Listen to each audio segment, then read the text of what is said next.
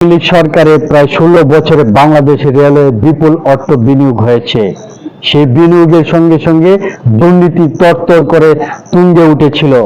রেলের ইঞ্জিন ও ট্রেন কেনা, এমনকি করোনাকালে সুরক্ষা সামগ্রী কেনার দুর্নীতি হয়।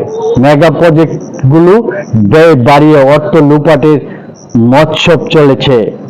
পাল্লা দিয়ে দুর্নীতির পাগলা ঘোড়ায় ছুটিয়েছেন এক একজন রেলমন্ত্রী। তাদের লুটপাটের লক্ষ্যে পৌঁছার আগেই লাইনচ্যুত হয়েছে বাংলাদেশের রেলওয়ে। রেলপথ মন্ত্রণালয় সূত্রে জানা যায়, এই 16 বছর রেলের উন্নয়নের প্রায় 3 লাখ কোটি টাকার প্রকল্প নেওয়া হয়। এর মধ্যে শেষ হয় 95 প্রকল্পে ব্যয় হয় প্রায় 1.25 কোটি টাকা।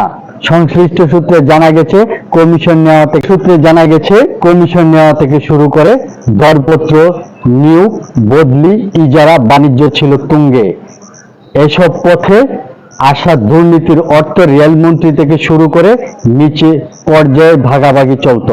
রেলমন্ত্রী হওয়ার পর কুমিল্লা 14 গ্রামে কৃষক ঘরের ছেলে মোহাম্মদ মুজিবুল হক বিলাসী হয়ে ওঠেন।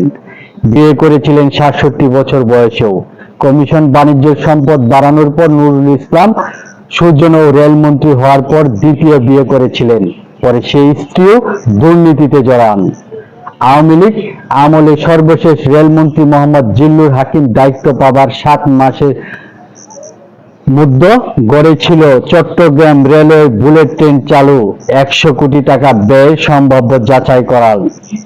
অর্থ খরচ করা হলেও প্রকল্পের আলোর মুখ দেখেনি।